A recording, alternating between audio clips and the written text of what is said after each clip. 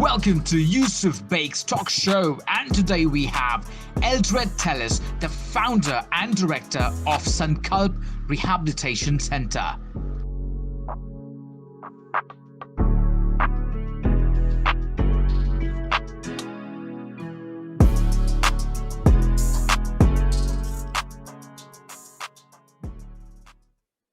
Welcome to Yusuf Baig's talk show, and today we have Eldred Tellis, our long-standing, I should say, man. I was actually waiting for him since the last 3 days. Okay, I had a long conversation, and I'm telling you guys, you will enjoy it today. So, welcome, Eldred. How are you? Hi, thanks for having me. I'm doing well. Fantastic. So, Eldred Tellis, I really would like to say a lot, but I really want Eldred to talk because there is a lot he has. So, Eldred, I would like to have a small introduction of yours. I want to know what you are and what's the most interesting part in your work. Well, you know my name. I now been in the field of drug addiction for almost 38 years. And in this long time, I have worked in our country most of the time, but I have worked with various other people in countries all over the world, anywhere from 20 to 40 countries actually I visited. But I've done hardcore work in almost 20 of them, where I've actually worked in training other NGOs to do similar work that I do in India. My work in India started in 1982-83 when I quit drugs myself. I was a heroin user, and I was just 23 at that time. And I decided that I should give my time, my life actually, to this work, because it was so difficult for me to get help in those days. And when I finally got it, I found that people were struggling even to help me. Now, I was different in a way that I was well motivated and I was like all set to, conquer this addiction, because it was something that had ruined my career. Being a ranking student in school and then going down after my 10th standard and getting deeper and deeper in college, I actually lost out a career in maybe I would have chosen engineering because of my drug use. And Which even school though were I you in, completed, Eldred, by the way? Which sorry. school and college were you in? Well, I am in Mumbai, so at that time it was fashionable to go to St. Xavier's College. So I Okay. was in Xavier's, and I actually had taken chemistry as my main subject. Uh, I somehow went through my college life, even though I was completely using most of the drugs. At that time, I don't remember having started heroin, strangely. I think I started heroin the year I left college. But while I was in college, I was used to marijuana, the grass, the cannabis, the hash. I was taking some pills, sometimes dropped LSD, but basically I had not yet gotten to heroin. Somehow or the other, I sleepwalked through this process of my chemistry degree, and I always had something to be proud of. So even though I was not proud of the class that I got, I was proud of the fact that I was one only person in the group who was heavily into drugs who actually managed to clear my degree in the first attempt. But in my heart of hearts, I was a failure. In my heart of hearts, I know I was not doing what was expected of me, which was when you look at the faces of your family, you know that you're a failure. You know that you haven't lived up to the expectations. And it was just a bravado, outside bravado that, okay, I've done it. But actually, deep down. Then I was blessed with a good job. Luckily, my chemistry professor somehow liked me. A nice guy, Melky Alvarez, many might remember him, one of the most fantastic professors in St. Xavier's College. He's no more now. But he liked me even though he knew I was on drugs and all that. And when there was an opening in a chemical firm, he told me to go there and I got the job. I don't know if it was his recommendation or what, but I got the job. I was in a firm that was doing pharma and chemicals, and I was doing pretty well. I was actually doing very well. Even though by then I was deep into heroin, but I was doing very well. I was getting them big orders, and the bosses were happy with my work. And it again wasn't the potential. I used to sit in these joints and make calls to people and get big orders. I think it was just plain luck, but I used to get huge orders. Maybe it was the gift of the gab, as they say, but somehow the guys were really impressed. And that ironically became my motivation, because here I said that when I went and told them, actually I didn't tell them until they caught me. They found me, like, not coming to work for days together and knew something was wrong. But they actually took me by the hand and said, we'll rehabilitate you. The bosses in a big multinational company. And here it was shocking. I thought I would get a kick on my backside and that would be the end of my career. And I would be, back on the street. Because at that time, I was living with my mother and she had gone for my sister's confinement to Canada. And I was all on my own. And that's how they caught me, that I was not going to work. And I was getting them orders without going to work, just getting a phone call. But they were keen to get me well. And the bosses took the charge. And they took me to this only rehab center that existed at that time. And they talked the person into admitting me. And that became my motivation, that acceptance from the community, which I never expected. That's really strange, but it's a wow. So, Eldred, what you're trying to say is you were a drug addict a long time back, and then you came out of it. And then I came out of it, and I knew that there was a lot of people who wanted help, and here people were struggling with someone like me who was very motivated. Actually, within the drug center I was in, there were people bringing in drugs, taking drugs sometimes. And somehow with all that around me, they would get cocaine and heroin. And I was like desperate wanting to do it with them, but I never wanted to get caught. I didn't want to get caught. I didn't want my bosses to know that. And somehow that fight, I got over it. I got over that struggle from within and never ever touched it. But that, I think, made me stronger. That made me stronger. But the center was struggling to get people well. And I was one of their shining cases, I would say, because I went back to this organization where this multinational company took me back. So that became a success. You're back into society. True. So, Eldred, I was, just stopping you. So you actually have your own rehabilitation center, and you are running it. And I came to know. I mean, when I was going through your profile, I came to know it's a nice, huge one, and it has a lot of positive. I mean, people who have come and they have healed themselves, and now they are not a drug addict. So, Eldred, what about that whole setup? Was that your brainchild, or did that happen because of some funding? Well, actually, what you're talking about is the last center that we've had. But I joined an organization that had helped me, and somewhere along the line, I left them because there was the big epidemic of HIV, and the organization was not willing to take a step in that direction. And so I said, let me start something of my own, where we will handle the HIV among the injectors as well. And that's how I started Sankalp in 1995. You're talking about a rehab center that was actually offered to us in Pune to run. And because we don't have any money of our own, we don't have a big corpus, we depend on the goodness of other people to help us to continue our work. Because I'm basically taking care of mostly street-based people, mostly people who don't have any money. I realized that part of the community has not had really help being offered to them. There's a lot of rehab centers where you can pay and get help. But here were people who were languishing, and I decided to go in that direction. And in that way, I also set up a center for 8 years in Arthur Road Jail itself.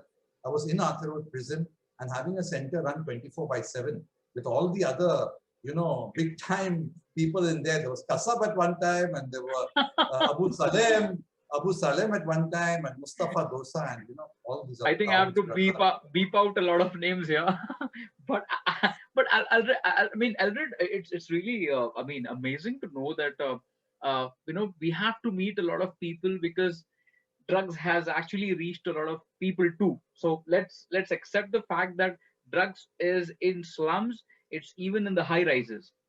Am I right in saying that? No, it's also in the high rises. It's also in high rises. Yeah. And sometimes I feel sorry for people in the high rises, because today in Mumbai and big cities, most people running centers are doing it only with money in mind, and they take people by force I mean, take somebody by force, it's very difficult to run a program for them True. because most of the time they are actually resistant to change and they do not want to cooperate because they say, I don't want to be here. And when somebody doesn't want to be there, it's difficult to run a program. See, our program depends on actually one's willingness to change oneself. True. It's all about personality development. It's all about making yourself strong to resist temptations and making yourself strong to overcome the minor deficiencies within yourself. You know, there are challenges and you have to face up to them. And that's what people on drugs have somehow shied away from because they've lived in this cocoon, which is a make-believe world, which drugs takes them into, that everything is rosy when it's not. And so when they get out of the regular drug taking, they realize that this world is not as rosy as they would like it to be.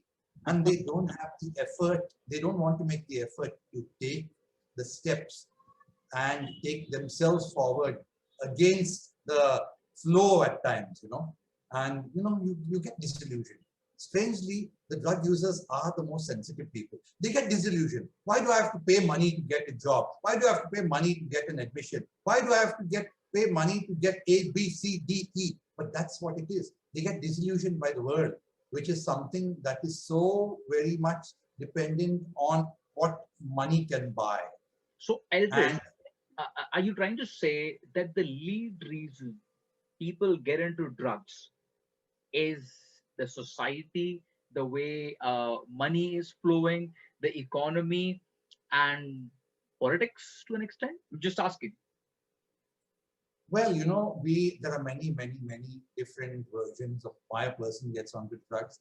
But basically, in the 12-step program and the disease concept says that there is something lacking within the personality, which they cannot cope with reality. And this thing is lacking for various reasons. Like there's absence of a father figure.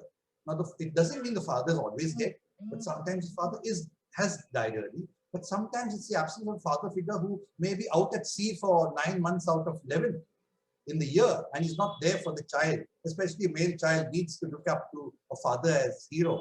Or maybe it's like me. My father used to be working overtime because he couldn't make ends meet with the salary. He was working in the government and he had to do overtime, and I never saw him at all. So, and he died when I was 18, but till I was 18, I didn't see much of my father. He used to work overtime. And even when he retired, he took up something else on the part-time because he couldn't make ends meet. So it's not the fact that he's missing, but the figure is missing. My eldest brother also joined the priesthood when he's 10 years older than me. When I was 6, he left home and joined the priesthood. So there wasn't a father figure for me to look up to emulate. And sometimes you do get, because of, we can call it weakness, person is drawn towards what their belief of strength is. And the strength may be a bully. The strength may be the guy who's going against the grain, who's a rebellion. You know, he might be seen as strength. And that is how you get attracted. And that becomes your peer group that you want to be. I want to be strong like him. And those are the ones who actually want to dare. And when they dare, they want others to dare with them. And that's called peer pressure. So if you're going, so it's peer pressure again, but it's the personality gets pulled this way. Now these facts, I just gave an example of the father figure. It may be the mother is carrying the child and going through depression or going through some sort of physical trauma or maybe, you know, abuse. So that also has an effect on the fetus and the child going through the womb. So you can't blame anyone for it. So it's not like per se, oh, a broken home is going to cause a drug addict. No, sometimes a broken home, there are twins and one may become and one may not become. So we don't know actually what this X factor is. But this X factor could be a combination of many factors. And only when the person comes into treatment, like I did not know it may be the absence of a father figure, but when I come into treatment, I look at what are the possible things that I missed out on. And then I try to take care of them myself. I realize I can't have my father living again, but I have to take care. I have to develop myself in which areas. As you said, you know, we just don't know the X factor, but there should be some algorithm. I mean, in these years, doctors would have taken us through some algorithm, some X factor, probably. I mean, there's some X factor, as in there should be something, some 10 pointers due to which people jump into this, you know, chasm of drugs, and it's very hard to come out. So I somewhere feel there may be some points, okay, we should, or there should be something we should not do as a layman. I mean, I'm sorry, as a As layman. as I said, it's also things that the sensitivity of the character. Okay. So he sees and he doesn't, he's disillusioned. It happens very often that people are disillusioned. Now, one aspect that we use, what I use in my recovery, I think that's a very good that we can use in prevention. Now, what I use in my recovery is coming to understand myself, getting a better idea of myself, my thoughts, my feelings, my attitudes, and what they connect to into my actions. So when you understand oneself, what makes me tick? What do I fear? What are the things that make me sad? Now, and sometimes we don't want to accept these feelings. We are taught, for example, oh, why are you showing angry to me? You're a baby. When a baby lifts something to throw at someone, they'll say, you getting angry with me? Oh, and big eyes from the parent. But that means, oh, it's a no-no. So in our culture, people grow up thinking anger is bad. Or a boy is told, why are you crying like a girl? So now they think that a boy shouldn't cry. So there are certain feelings you're actually taught to numb. And those feelings are numb. Those feelings are actually suppressed. And some outlet has to be there. So these are things that we don't know what's happening while a child is growing up.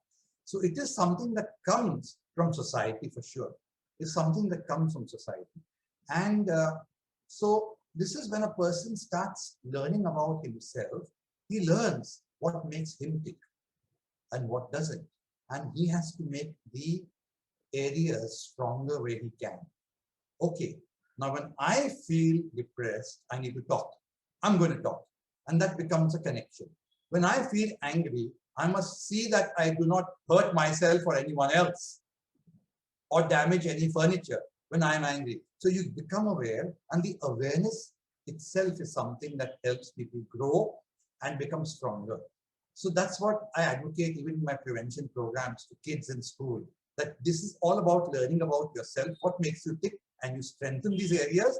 That will take you away from not just drugs, from any form of escape. Today, the biggest escape is the cell phone. Because of the cell phone, people don't communicate verbally. People don't talk. You can see in the train, if you travel, it's 90% people are busy with their cell phones. They don't know who's next to them. They don't know what's outside the window. They don't know if it's raining. They don't know if it's flooded. They're just with their cell phones. And that's the biggest escape. That may seem harmless today, but we don't know. When you are into an escape, it can change to another. Like, for example, you may think that people come out of drugs by themselves. But many of these people who come out by themselves and haven't learned about themselves, they've just stayed away abstinent.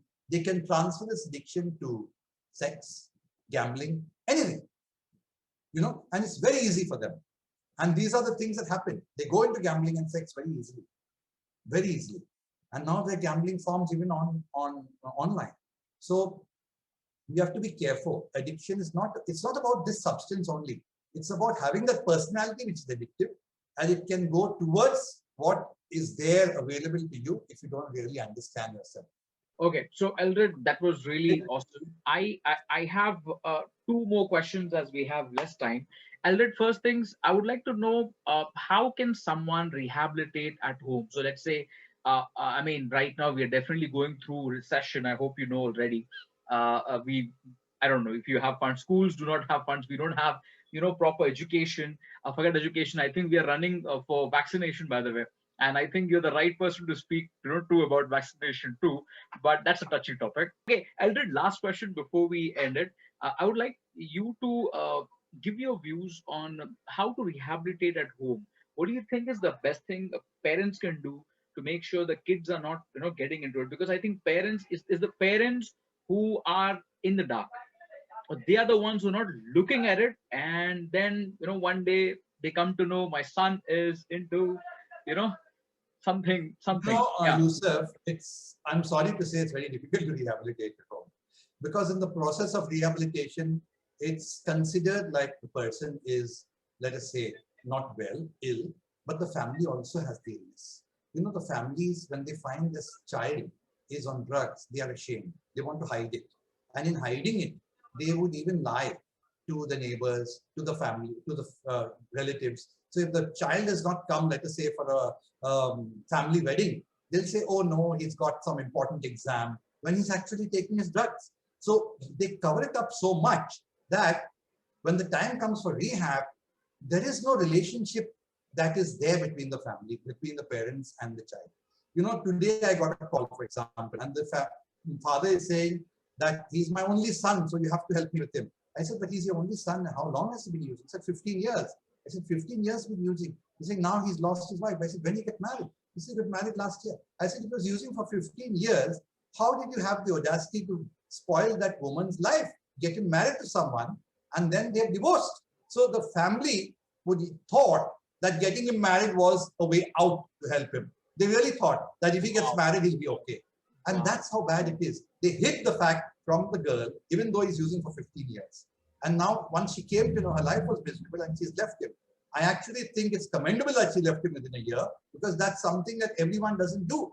People are finding it difficult to face this fact, and they want to hide from society, and they live in misery for a long time.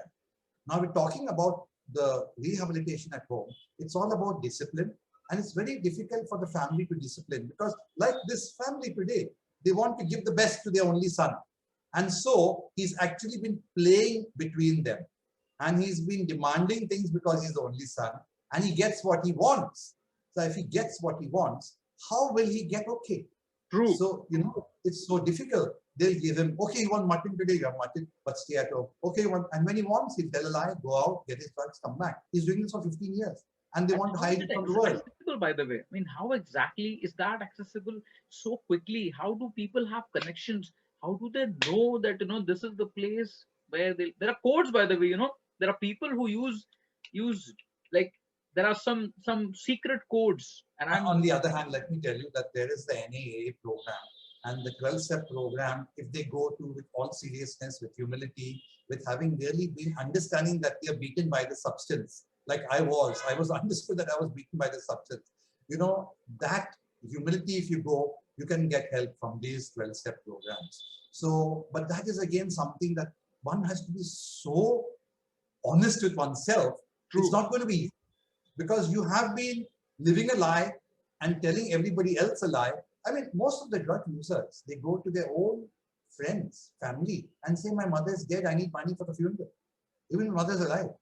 They kill someone in the family. So to get money, they do anything.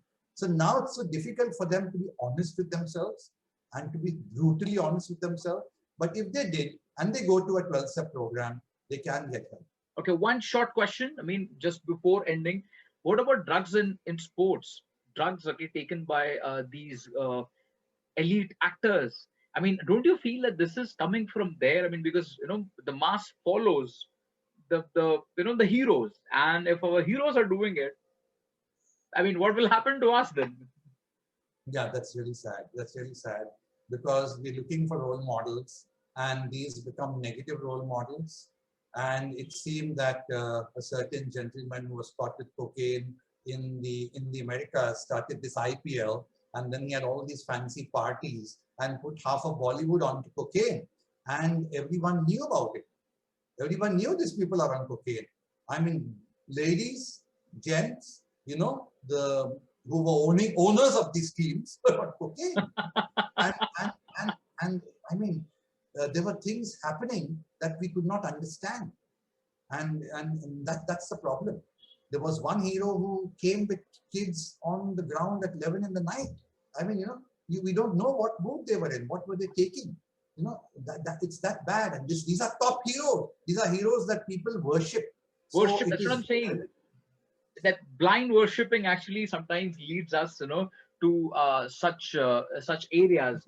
So I'm glad, Eldred, I spoke to you. I'm really, I would like my viewers to definitely see Eldred Tellis. I'll be definitely, you know, flashing his number and speak to him if you have any of the cases, so that he'll be able to counsel you. Thanks, Eldred. Thanks for making this evening awesome. And my viewers are really happy that I got you here. Thank you very much. My pleasure.